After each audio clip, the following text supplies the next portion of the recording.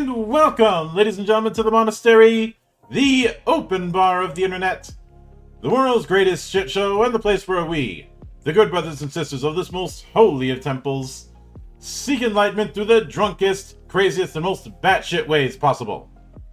I am your one and only gaming monk, better known as Mildra, and with me I have two newcomers into the temple. They are the brother duo that is the double-headed monster of Bad Toad Games. In the red corner we have Jeremy Lowe, and in the blue corner we have Casey Lowe. Both of them the developers of the upcoming Mercs, Mages, and Monsters. How you two doing today? Or tonight, I guess. Good. We're doing so far so good. Mm-hmm. Yeah. So, thank you for braving time zone hells, because I think both of you are in different time zones. Yeah, we got about 2 hours separating. Mm-hmm. Yeah. Yeah. I keep telling everybody to look at World Time Buddy when it comes to setting these things up, because it will save you so many headaches. Mm-hmm. I believe it. But one of the traditions around here is opening with the humble beginnings, in a sense. So, I'd like to get your guys' introduction to role-playing games and what made it stick. I'm guessing that you guys got introduced around the same time. Yeah, roughly. Yeah. I think we both with our buddy Trevor around, I don't know, high school, whatever. We were running 3.5 at the time. Yeah. So he was the DM. He just did a really good job doing that. And we're like, well, this is quite enjoyable. And between, we had that and Morrowind and some more digital content at the time that just kind of anchored it in, and I don't know, kind of went from there, exploring other, different avenues. Like for me, it was Dark Heresy or Symbaroum. Never did get into Warhammer Fantasy. I like it. I just never had a chance to play it. So. And I went very much a digital route, especially after high school. RPGs and just as many RPGs as I could play on a computer or PlayStation or Xbox. Mm-hmm. Oh yeah, I can certainly get that. Now, with Mercs, Mages, and Monsters, was that just something that you guys were doing in-house already? Was it a case of gradually building into that, like house ruling your way into making your own game? How did that get started?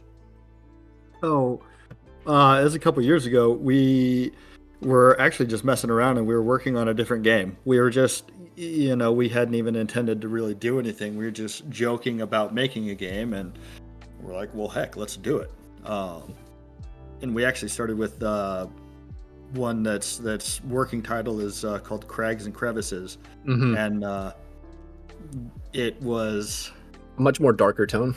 Yeah, and a lot, like, I don't want to say crunchier, but it was definitely a bigger project. And as we were working on that, we talked about it a little bit, and we're like, well, let's take a step back and do something that's a little bit light and a little bit funny and maybe a little bit stupid. And Mercs, Mages, and Monsters came from that. Mm-hmm. Pretty much. Yep. Yeah, I can definitely get that. And it's funny you bring up Warhammer Fantasy, because I'm pretty sure that's been brought up before with you guys, just through the look of the game and through some of the semi-serious tone that you guys have. Yeah. It's a couple other folks have mentioned it. Yeah, you can definitely see the influence of Warhammer on it. Mm-hmm. And specifically Warhammer Fantasy, where you have those elements of not necessarily medieval fantasy, but more Renaissance fantasy, along with some very British humor. In parts. And if I'm being honest, I think Warhammer Fantasy doesn't get enough credit for some of the more interesting characters that come out of it. Chief among them being Gotrek and Felix. That was a good, really good. I've only partly touched on some of those books, but they had a pretty good that's a good duo there. Yeah. Or I've referenced him a few times, Cetra the Imperishable, the Oh the yeah. Tomb King's version of Alexander the Great, who is probably the only man in the world who can out arrogant elves. Yep. Yeah, I have the Warhammer what version on PC, and when I play the Tomb Kings, he's definitely my go-to. It's just fun, just raising the dead and being like, no, we're good here. Mm-hmm. But with the main system that you guys use, you're going with a roll under. We are. Specifically roll under 3d8 for the most part. Yeah. Complete. It's all based around the 3d8 roll under. Mm-hmm. Now, going with roll under is a very deliberate choice when the vast majority of games want to go for an aim high instead of an aim low. What prompted going for an aim low for you guys? I would say it was when we looked at it. Well, you have the Warhammer influence, both fantasy and 40K.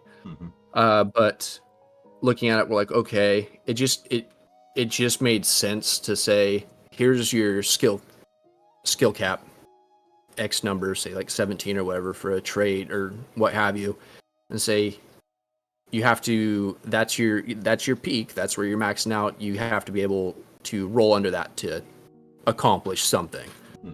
And it just seemed intuitive. And when we've played in the past, aside from D&D where it's the rollover like that plus whatever your modifier is, we were like, this is nice, and it seemed easier to get for some people. And so we were like, well, let's go with that, play around with it and see how it works. And then the system just kind of evolved from there. Some of it was looking at Symbaroum that Free League did. Oh yeah. And that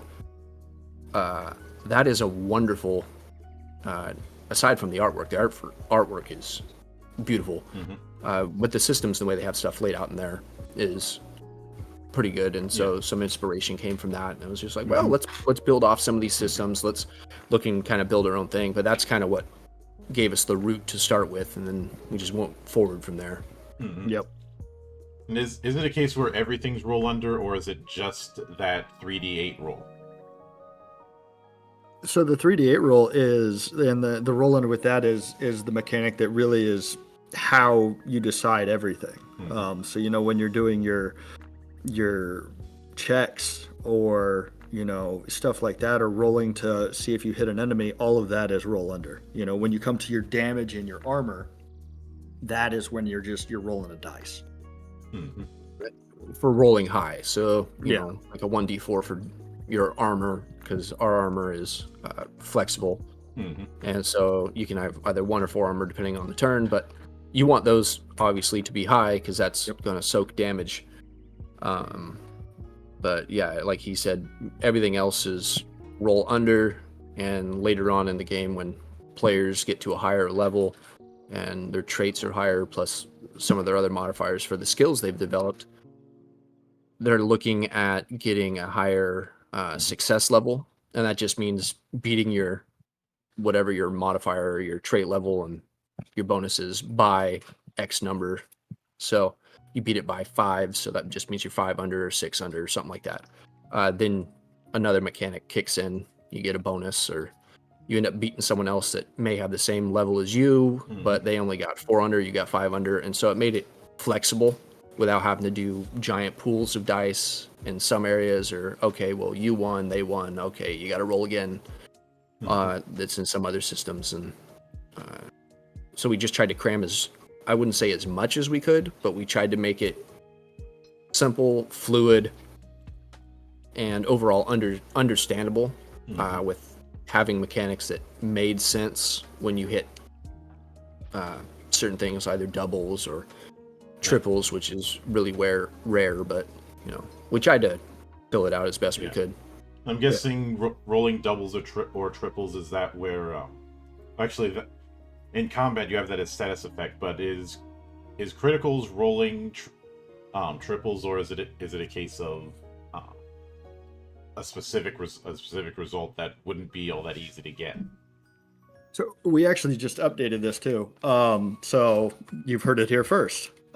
We actually just updated what a Nat 3 is in combat, which is a triple.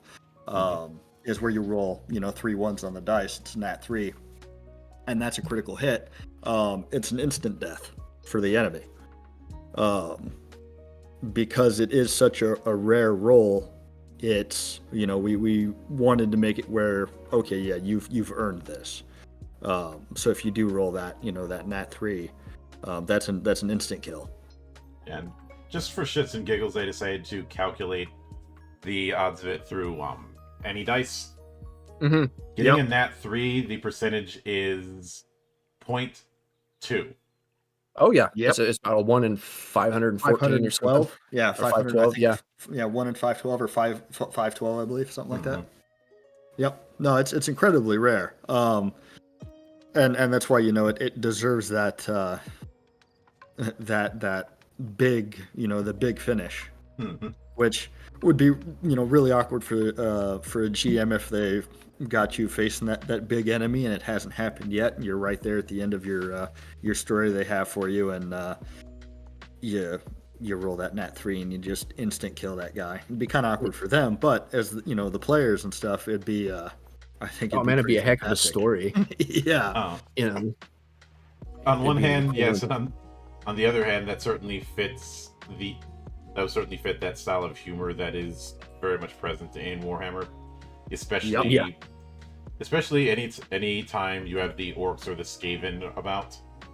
Always find a way to get themselves killed in interesting and sometimes humiliating ways, especially the Skaven. The Skaven always have stuff going on, be it their weapons exploding or some other backstabbery or something going on in the tunnels. They have so many fun. The characters. biggest enemy to a Skaven's plan is another Skaven. Oh yeah, it's we have another buddy who loves the Skaven, and I always enjoy sending him Skaven themed memes. So many Skaven themed memes. It's great. Yeah, they're such a fun race.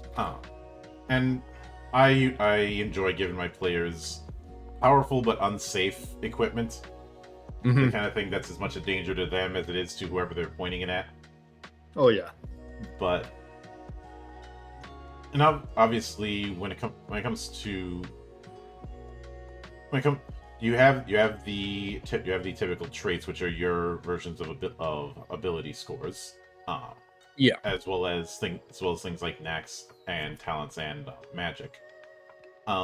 One thing I'm curious about, so we brought up Warhammer plenty, and I'm gonna be doing it again. But obviously, that game uses a career-based system. Careers are usually being a kind of micro class that you're going to be going through multiple ones of, or just sticking with one. That determines how you can advance and what sort of perks you can get, and so on. Do you guys have something like that, or are you guys completely classless, or in this case, careerless? Go ahead. So we have 3 classes. You have your warrior, your mage, and your rogue, and then you have 2 specializations for each. And those don't necessarily limit what kind of knacks or talents you can get. Not completely, but there are limitations to it. Really, those are like your starting, how you want to start your game, and then your character is really up to you if you want to try and force your rogue to be something it's not, or force your warrior to be something that it's not. Your mage is going to be your mage. They're dangerous, they're volatile, and they're going to use magic because that is their most powerful asset.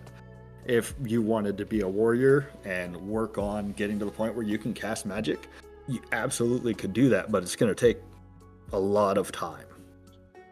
Yeah. Because we work off of a experience, or a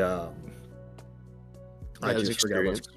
Well, it's experience based, not it's not level based. Experience as currency is Yeah, what I like. it's Yeah. currency. Yeah.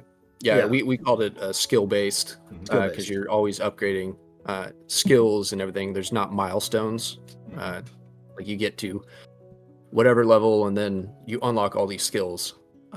In this, it's you finish a quest or something, which we refer to as contracts, and you get those done, and your GM will give you X number of experience. We have a minimum of, I believe it's 50 to 100 like base minimum, and then depending on if you've completed extra things during that were kind of out of the bounds of it, but help things along, then you get extra, and then you apply that to your knacks or buy a talent or something to increase your overall power level pretty much. But like he said, it doesn't, for most of it, it doesn't lock you out of learning anything. In Mercs, you can attempt pretty much anything. Your skills don't determine what you can attempt. They just determine what you're good at, or you take a negative modifier. Some games lock you out of doing things at all. And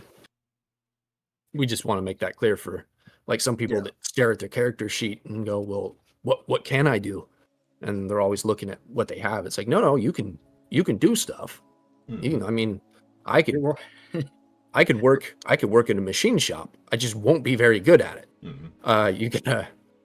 You gotta do things. So just circling back to we just have those classes, and it's more of experience based and skill based than it is milestones or level based, as it were.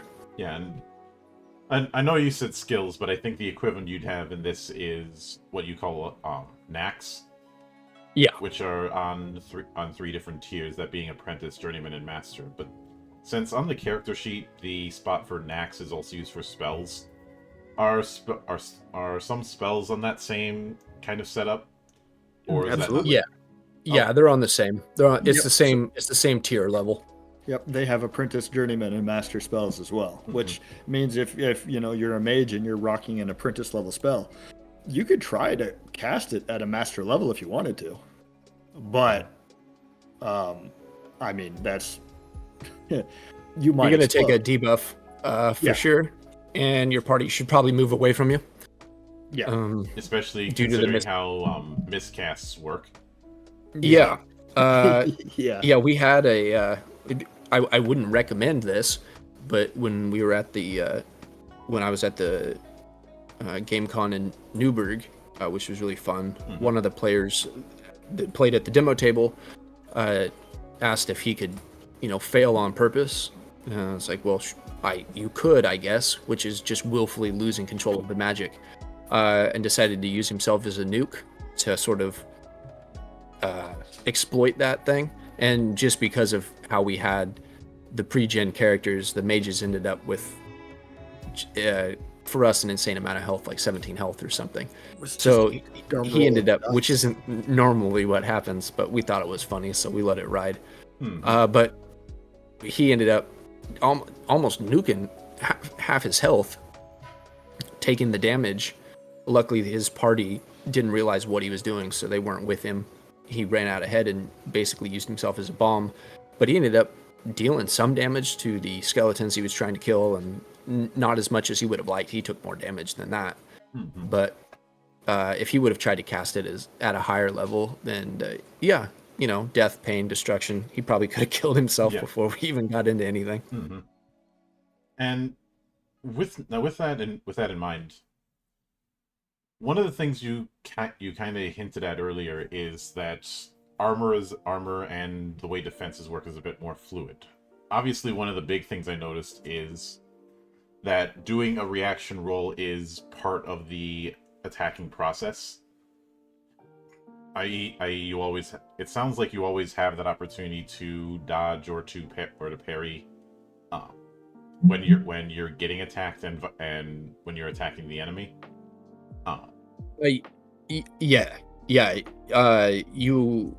Whoever the defender is, will, for the most part, unless there's like a surprise that happens where you get caught completely off guard, you're always going to have a chance to either dodge, just meaning moving out of the way, or if you have your block or parry, depending on your knack, level and what you have. But yeah, you should be able to do that, and that just, like you probably read, but for those listening, it just involves rolling under.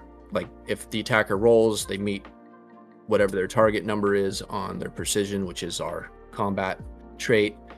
Then if they meet that, great, the attack goes through. The defender can choose to do one of those three things. If they fail, they get hit, and then they have to roll their armor, depending on what they're wearing. If it's light armor, it's going to be a 1d4, and they, that'll be their soak, whatever they soak, and then the attacker rolls for whatever they're swinging, like a long sword or something. So like 1d6 plus 3 or 1d8 plus 2. I can't remember at the moment, but it's one of those two. I think it's the 1d6 plus 3. And they do that, and you just figure out the math at the end there, and boom, any of the extra goes over, they take damage, unless you have a status effect or something. Yeah. We made it pretty easy to die. Yeah, you shouldn't be. It's a game where you should be rewarded for actively thinking, intelligently thinking, and not just throwing yourself into combat. That doesn't mean that people, spend 5 minutes trying to figure out something. But if someone says, well, we want to kind of do this actively, you're like, excellent, you can do that. This happens. Cool things, move forward. But if you just willy-nilly throw yourself into something that is extremely dangerous, expect your character to die and try to roll up another one, because it's ugly and not easy to bring a character back. There is no saving throw. At 0, you were dead. Yeah, we have in the intro of the core rule book, it actually is in the member's purpose, that the first and most important purpose of the member is not to die. No, really, the whole process to bring a member back to life is terribly difficult and incredibly dangerous. I can certainly get that. Now, I think what I mainly wanted to make sure I clarified is whether or not it was a case where getting hit was going to affect defense or something like that. But it just sounds like that there's no guaranteed level of defense aside from natural. It's one where you're gonna have to be praying to RNGesus to make sure you get enough soak that damage is minimized. Yeah, exactly. Yeah. So yeah, to clarify, aside from the natural defense that your character has, which is just based on your vigor, like Constitution, basically. Aside from that, which for most people it's going to be 2, so you'll have a natural 2 soak. Aside from that, better pray to RNGesus to figure it out, because you're gonna get whacked, especially if it's a heavy weapon or something. Yep. Yeah, I can get that. And it sounds like when it comes to things like shields, those are just adding to armor, which does make me wonder if it would be possible for someone to do something like a shield bash in this game. You can do a shield bash. It just counts as a improvised weapon, I think, unless you have training. It's just which is an improvised weapon. Without that, it's just a 1d4. So if you have a shield that's a 1d4, let's say it's a well-made shield or something, so it'd just be 1d4 plus 1. And then you just use it like you would an improvised weapon, just 1d4 plus 1 or something. But if you do have proper training, then it would be something higher then. At present, we don't have an actual skill or knack in there to for shield bash itself. We have it where it's you have a weapon proficiency for a shield combo, which means that you running around with a shield and a one-handed weapon, you don't take a negative modifier to it. Where if you've never done that and suddenly you've got a shield in one arm and a weapon in the other, and obviously if you've never done that, you're going to be a little bit thrown off balance, and there's going to be some difficulties there. Yeah, I could see that. And one of the other things that's brought up on the pre-gens in the quick start is favor points. would that be akin to like Fortune, where you can use that for rerolls, or is that your advancement setup? No, that's for rerolls. Yep. I don't think it's not mentioned in. It was another based on some feedback we got at the con. It'll be in the updated quick start that we're going to try to get. I think the plan's to try to get it out sometime next week. Making some adjustments to it, clarifying some things, adding some things. But you'll also be able to use those favor points if you want to add +2 to your roll, just the cap for your roll. So if you're going and rolling a 14 on something, that's your cap, or an 11, then you'll be able to do 13 instead of that, instead of trying to waste it on a reroll and you're just like, I just want a bonus to the roll. So we'll end up adding that in because someone asked about that and we tried it out. It was a good idea, yeah. Thought it was a good idea, so Yeah. kudos to that player because they were the first one to bring something like that up through playtesting, which I thought was interesting. But we were like, okay, good, yeah, sounds good to us. So thank you to that person. It gives a small bit of control over the dice, though obviously you can't abuse it. Right. Oh no, you can't. It's you get the favorite points instead of being session based, they're like contract based. So you better hope you don't want to burn them all in one go. So Now, because of the fact that you refer to adventures within this as contracts, within the full book, do you plan on writing out like one shots or the like as if they are a mercenary contract? So yes, yeah, to a degree. Yeah, and we have we have a intro campaign that's going to be in there. We call it a campaign. It's a collection of contracts that kind of tell a story. Mm-hmm. But one of the big things we have that allow for continued play is the contract generator. Mm-hmm. So, which obviously isn't included in the quick start guide. But the contract generation table, I mean, it offers the ability to make just any combination of things, of different kind of contracts that you can have as one shots, or if you're a GM and you're trying to plan a story or a string together, you can use this to kind of fill in those blanks and stuff too. And I mean, we've used it to do some one shots for our play tests, and it works great. And sometimes you get some really Interesting. really interesting things. Where you have these guys, where your mercs are contracted to go into like a dwarven mine, on the order of these dwarves that came from there, and it's an abandoned place now, and they're like, hey, could you go get something for us? But they actually get wrongly identified as grave robbers, and now they have to deal with a situation that just has they're grave robbers now to these people. And stuff like that just kind of happens. It makes a funny twist on these contracts. Mm-hmm. Now, when it comes to magic, you talked about 3 known schools: Arcane, Growth, and Decay.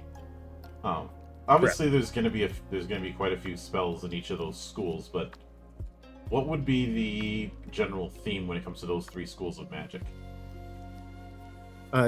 So Arcane is generally going to focus on the elemental, lightning, fire, frost, your typicals. Decay is going to be mostly things that not necessarily deal damage, but work against your traits. Mm-hmm. Burning vigor, things like that. There's some funny spells and stuff in there that are a little dark humor, but we like it that way. And growth, primarily, it does have some offensive capability, but it's for the most part nature magic, defensive, healing. Mm-hmm. That's pretty much the focus of breaking apart those 3. They do have some utility outside of that. There's like basic magic that has some fun stuff in there that just kind of gives some utility as well, but each of them will have their specializations for depending on how someone wants to play. Mm-hmm. But it should give enough utility that they don't feel like, I made a completely horrible choice and now I can't be useful to my party. You should be able to be useful to your party no matter which one you choose. You're just going to have some focuses on how you're going to be useful. Yeah, I can get that. And when it comes to because I did see that one of the spells in there in the quick start, Mage Wall, has a concentration tag on that. Does it just mean that they have to keep that they can't cast anything else while they're maintaining it, or is there a different approach with concentration? No, that's pretty much it. They take in order to keep the wall up, they have to. They pass a willpower check each turn. Yeah, and it just gets progressively harder if they keep it up. Yeah, and I'm guessing the progressive difficulty changes like a -1 or a -2 modifier every turn after the first. Yeah. -1. -1. Yeah, we didn't want it to be too punitive. We tried the -2 first, and that felt way too punitive. Oh yeah, no, it was It's like, rough. okay, you failed round 2. Yeah. Okay. It's like, Which I can definitely see that. And on the other hand, since you're not using some sort of limited pool when it comes to spell casting, it's not as much of a deal breaker. Whereas if you're using the Vancian model and you lose concentration, well, you're not getting that spell back, and you're not getting that spell slot back. Best to wait 8 hours, otherwise you're SOL. Yeah, pretty much. Yeah, that's if memory serves me right, that's how it operates in Shadow Dark. You screw up a spell, you just don't get that. You burn that spell slot basically. Yeah, for ours, you could technically cast as much as you wanted to, but with ours, magic being as volatile as it is, every time you're casting something, you're taking your life and the life of your party into your own hands. Yeah, your party will remember that, and they will hit you. So. Yeah, with some sword and sorcery and dark fantasy kind of games, there's always this idea of magic is dangerous, and its practitioners are looked at as if they're the kid playing with lit matches. But a lot of times when it comes to the mechanics, it's never reflected that well. But with things like Mishap, that's a way to reflect it, i.e., you can cast it as much as you want, but if things go bad, then it's not a case where you just fizzle out. It's a case of people take damage. You might end up blowing up. You might end up being a danger to yourself. Yeah. I think we even have. I don't have the chart in front of me at the moment, but there's a range like fizzle, like you just said. That's one of them, and that's just basically the spell doesn't go off. There's one that affects wit, basically burns your wit by your willpower out by 2 points, which could cause a death spiral if you keep getting, at least in that encounter itself, it doesn't move past that. And then, damaging those around you or yourself in general. I think it goes yourself, and then the last one is damaging those around you. So you take damage, and then the last one where you just lose complete control, it damages everybody. Everyone close to you, because we use the close, near, far verbiage. Everyone close to you they can't dodge, they just take damage. So hope they roll well, and then the folks near to you can actually try to get out of the way to avoid it. But yeah, it can be a bit unforgiving, but it's also extremely rewarding based on what they learn, and people seem to have fun with it. They want to cast magic, so it's okay. Yeah, and if you're picking mage, then you kind of know what you're getting yourself into. Yeah, mages are fun. Very much so. And I didn't get to this, but when it comes to the 3 classes, is it a case where each of them has like a short list of knacks and talents that are exclusive to them? Or is it a case where there's exclusive ones to each class and then shared ones across all 3? The only things that'll end up being inclusive, like to a specific class, will be some of some of the talents, not so much the knacks, because the knacks, as far as we have it right now, in case I've completely mistaken, which I don't think I am, but which would be terrible since we wrote it. But there's a couple talents that are specific to each starting class, kind of like what they're specific thing they're good at. But the knacks are interchangeable. Yeah, and I think I'm guessing picking one of them is going to get you possibly some knacks and talents just out of the gate. Yeah, you get a selection that you can choose from out of the gate, and that's what like some of the specializations are. Yep. Right, and we don't have that inside the in the quick start guide. We just have those pre-gen in there, and we toyed with the idea of putting character creation in there.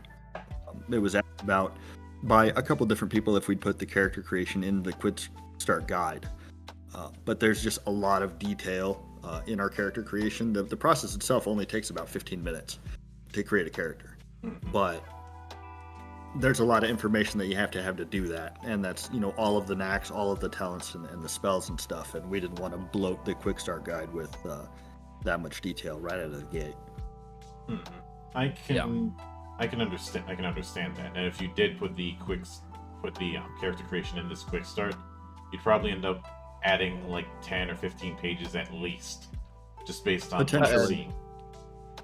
It'd basically be you'd end up adding more stuff for where the knacks are, the explanation of what the knack is, and so on and so forth. Yeah, I think it'd be around 10 pages, maybe a little less because we tried to compact it, but it'd just be a bunch of excess information that makes more sense than the complete core rulebook.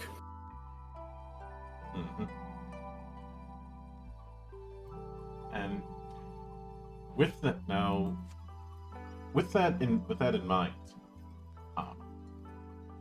I think one aspect that's in some fantasy entries that I'm curious at involves the kind of treasure that's possible, and especially either magic or just exceptional kinds of items.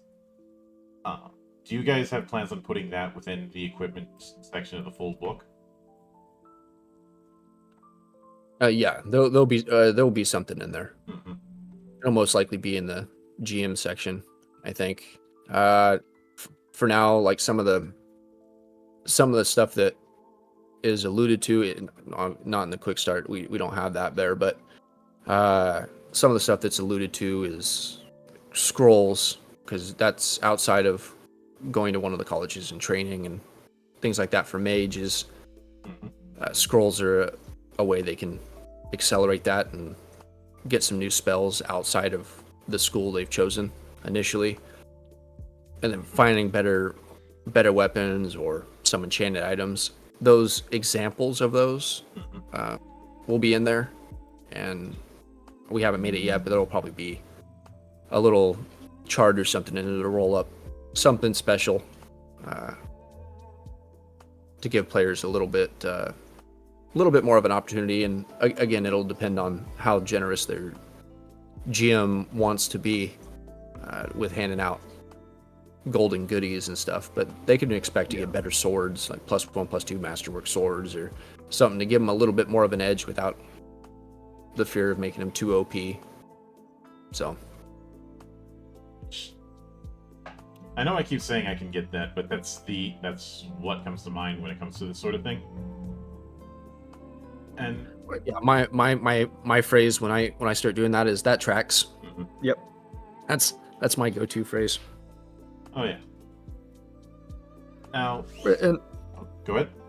I was going to say, and the idea behind it is, kind of a common sense approach to some of this. We wanted it to be easy to learn, without too much crunch to it. I mean, like version 1 of this, we taught I think it's like 70, he was 72 at the time, our 72-year-old dad, and he picked it up in about 30 minutes. So, and he'd never played a tabletop role-playing game before. So, that was our measure of success for, okay, our basic system works.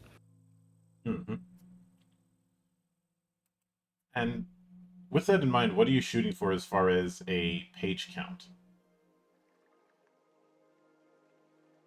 Right now, it's looking at roughly 120 pages. With this edition of it. Yeah, once we get, I think, around 120, depending on some of the other material that's being worked on or that may end up in it. Between 120, 130. I mean, there could always be more if we get a wild hair, but that's where it's sitting right about now. Which makes sense. And as far just out of curiosity, before I wrap up, were there any concepts that you guys had early on in the design that, either due to playtesting or otherwise, ended up getting phased out just because it didn't work as intended? There were a couple of things. Trying to recall, there was a big one that we pulled out, and I think it was like version 2. It wasn't part of the, because we simplified the crafting system. It was clunky. There was a crafting system that was pretty in depth. It was clunky. It was messy. It wasn't fun. No, we slimmed that one down. That was here not too long ago. That was within the past year that we did that one. Yeah. And slimmed it down to, we still have a crafting system, but now it goes in line with what the overall intent of the game is. Yeah. As a Mercs contracts kind of deal, and not a whole nother set of adventurers, going off, learning everything. What was there? There were a few other things, and you chose to ask that, and we don't remember what they are. Yeah, we have them in the earlier notes where we pulled things out because they didn't work. There was a couple I want to say there was a couple. It was combat stuff, and I know we definitely had to temper our weapon damages because in one of our early playtests, a player, he was a warrior, he got one shot by an NPC, and he did not have a small amount of health, but he charged into battle without thinking, and he got one shot by an NPC, and it wasn't even a strong NPC. It just happened to be the weapon. The weapon scaling was just a little too high. We didn't think. I think we might have had it as. It ended up being the equivalent like of a D12. I think we did like 2D6s or something like that, and then a little modifier, and it's like no big deal. And it was a big deal because he just instantly died. And we're like, well, all right, maybe we scale that back a little into like a 3-round concept. So they die in maybe 3 rounds or less, sort of a thing, but it doesn't feel cheap. Mm-hmm. Yeah. So we like the 3-round concept of survival. So it shouldn't really take more than that. Combat should be in between 1 and 3 rounds, but not cheap like that. It was uncalled for. It was rude, some might say. Mm-hmm.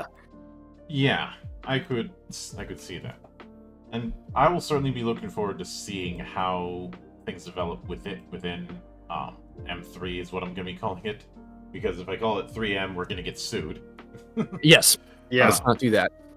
But with that in mind, I do want to sincerely thank you for taking the time out of your schedule to come all the way to my monastery and enjoy the madness that comes around. And oh yeah, we enjoyed it. Anytime you see fit to return, the door is always open. As I often say around here, drinking is not mandatory, but it is encouraged. I like that. I like that. That was very well, a good ring to it. Yeah, it's a good ring. And of course, a sincere thanks goes out to everyone who took the time out of their schedule to come onto the show and enjoy the madness. And there'll be plenty more where that came from, as there always is here, on the open bar of the internet. But until then, on behalf of the good brothers present and not present, my name is Mildra, I am your gaming monk. Stay fucking frosty, everybody.